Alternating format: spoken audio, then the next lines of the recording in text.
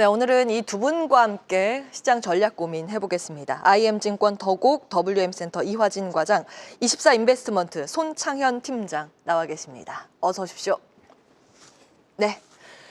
자, 오늘 우리 시장 진단부터 좀 해볼까요? 전강후 약의 패턴입니다. 요즘에 사실 상대적으로 미 증시보다 우리 시장이 강했잖아요. 그래서 전약 후강의 패턴이어서 거기에 너무 익숙해졌던 탓일까요? 오늘 시장 나쁘진 않은데 그래서 좀 아쉬운 흐름이 연출되고 있습니다. 이런 흐름들 어떻게 분석을 먼저 하시는지 과장님 체크해 주십시오.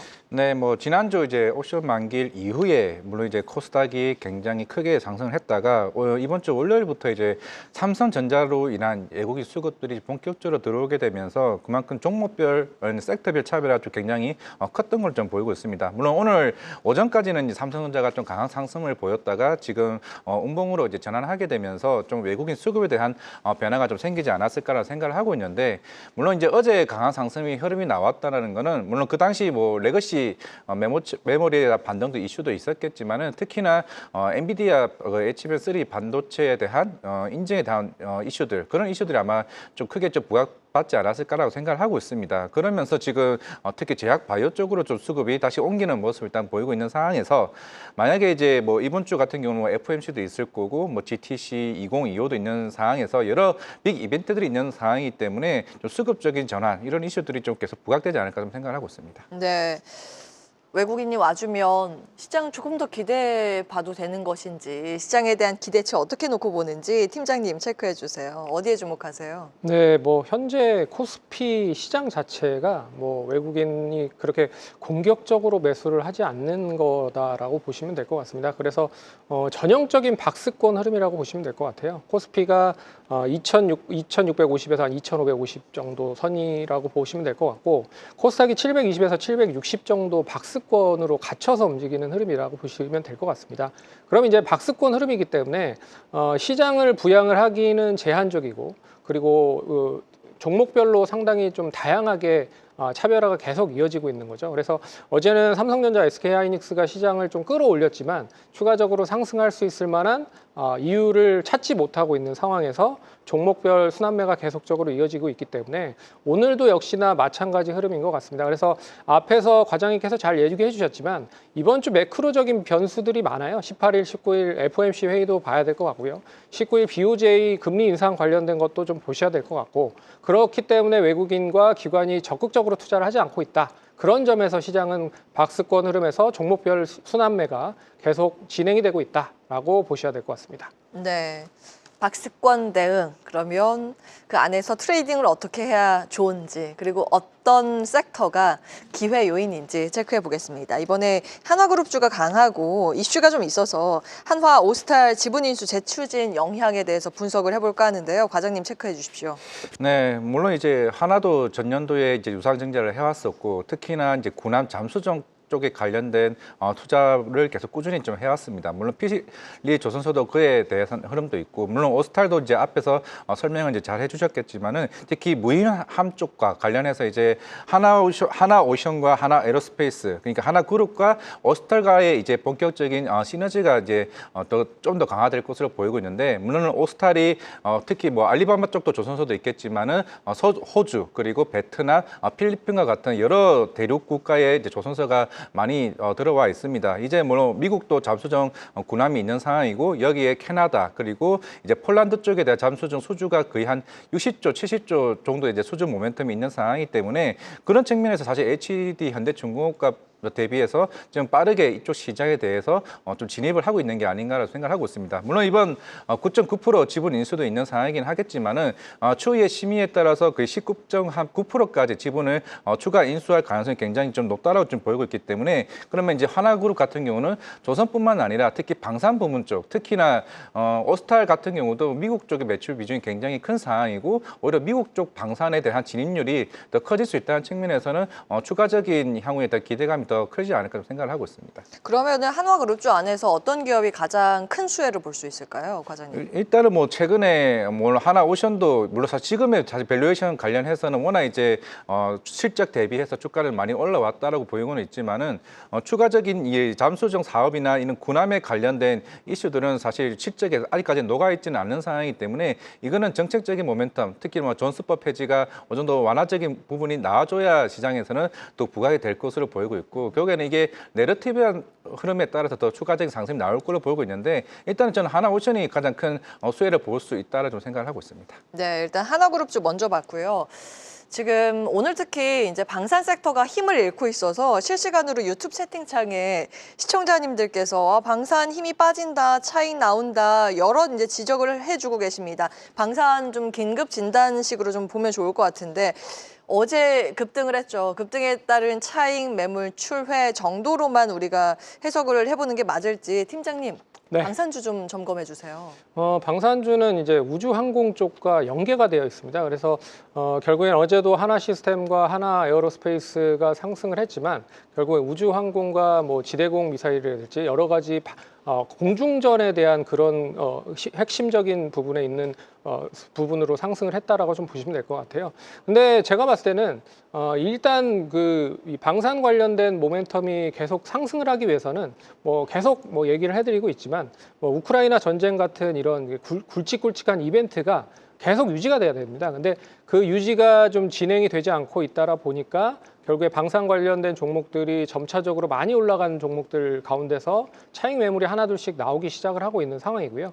거기에 제가 봤을 때는 이제 레거시 반도체라든지 기술주들이 저점 부근에서 반등을 하기 시작을 했다라는 것도 어떻게 보면 방산주가 그동안에 많이 올라간 상황이라는 점에서 밸류에이션적인 부담이 상당히 된다는 거죠. 그런 점을 감안을 해보면 많이 오른 쪽보다는 지난주에 잠깐 얘기를 해드렸지만 뭐 한국항공우주 같은 많이 못 오른 쪽에 대한, 덜 오른 쪽에 대한 수혜가 조금 더 이어질 가능성이 높다라고 보시면 좋을 것 같고, 차라리 단기적인 시점에서는 많이 올라간 종목들은 이제는 수익을 좀 챙기면서 대응을 하시되, 중장기적인 관점에서는 기간적인 조정이 있고 나서 다시 관점으로 좀 눈여겨보시면 좋지 않을까, 그렇게 좀 살펴봐야 될 것 같습니다. 예, 단기적으로는 키 맞추기가 나타나서 좀 저평가돼 있는 섹터 내 종목을 고르는 것도 단기 관점에선 좋으나, 긴 관점으로 봤을 때는 전체 성장 추세이기 때문에 이 방산주 그리고 조선주에 대해서는 긍정평가를 주셨습니다. 자, 섹터의 주가 반응을 봤을 때 오늘 조선과 엔진 모두 강세를 보이고 있는데요. 앞서서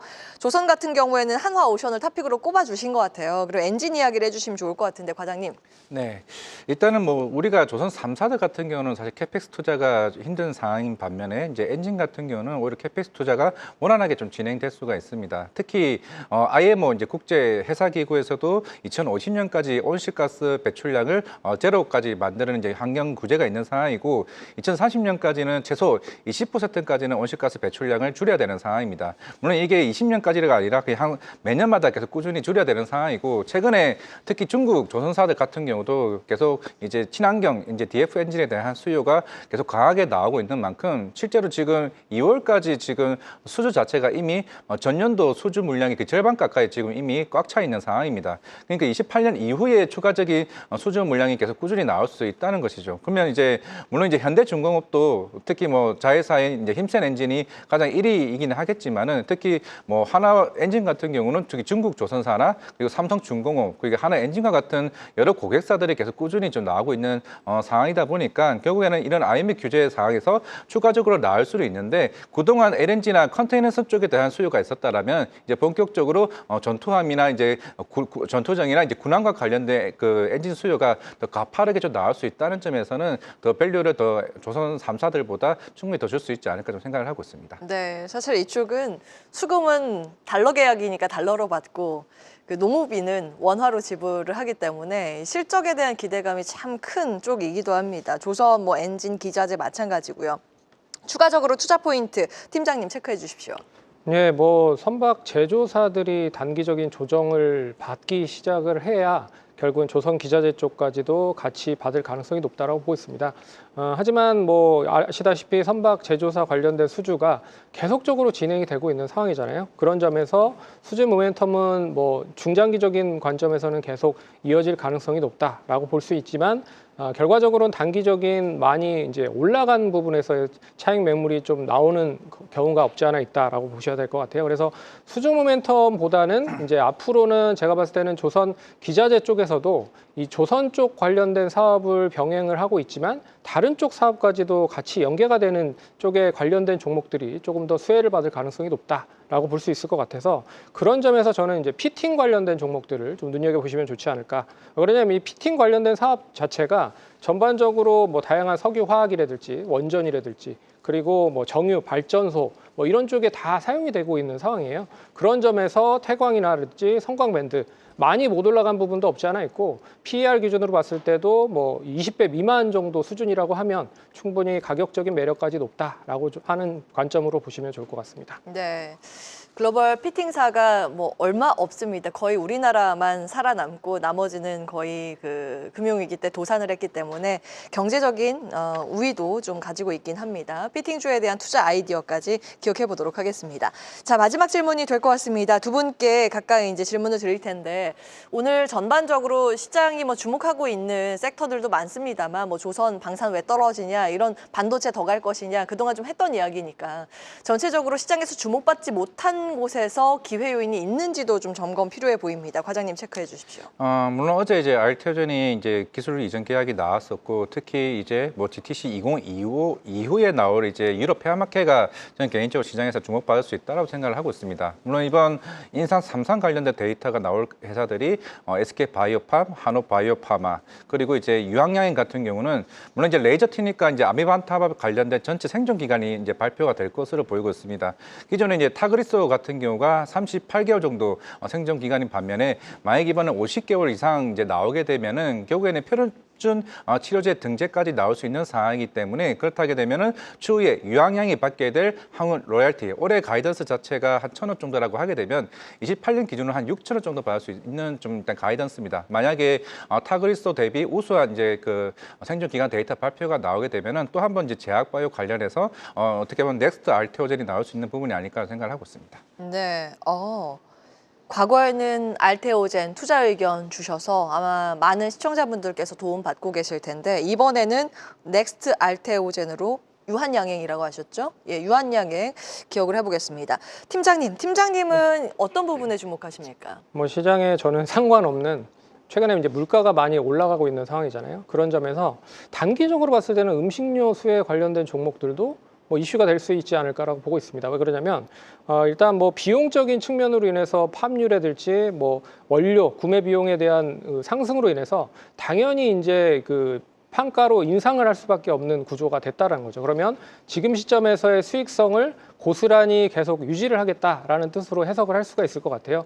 그런 점에도 불구하고 주가가 못 간 그런 업체들이 상당히 많다라고 좀 보고 있고 되레 삼양식품과 같은 이런 라면 기업들이 상당히 K푸드의 열풍에도 불구하고 아직 못 간 종목들이 많거든요. 특히나 농심 같은 경우에는 이제 뭐 여러 가지 관련된 이슈도 많지만 특히나 이제 신제품, 신라면 툼바라고 하는 이런 제품이 글로벌적으로 상당히 좀 반향을 일으킬 가능성이 높다라고 좀 볼 수 있을 것 같아서 많이 못 올랐지만 판가 인상으로 인해서 수익성이 높아지는 농심을 한번 눈여겨보시면 좋지 않을까 그렇게 좀 살펴보도록 하겠습니다. 네, 여기는 넥스트 삼양식품에 주목을 하셨네요. 농심 투자 의견 확인을 해봤는데요. 네, 마침 저희 내일 리포트 비하인드 농심 레포트 커버한 애널리스트 직접 모시고 이야기 나눌 예정입니다. 자세한 내용 내일 함께 참고해 주시기 바랍니다. 두 분과는 여기에서 인사드리겠습니다. IM증권 이화진 과장, 24인베스트먼트 손창현 팀장 함께했습니다. 두 분 말씀 고맙습니다. 계속해서 다양한 경제 이슈를 알고 싶다면 구독과 좋아요, 알림 설정 부탁드립니다. AI 캐스터 권미정이었습니다.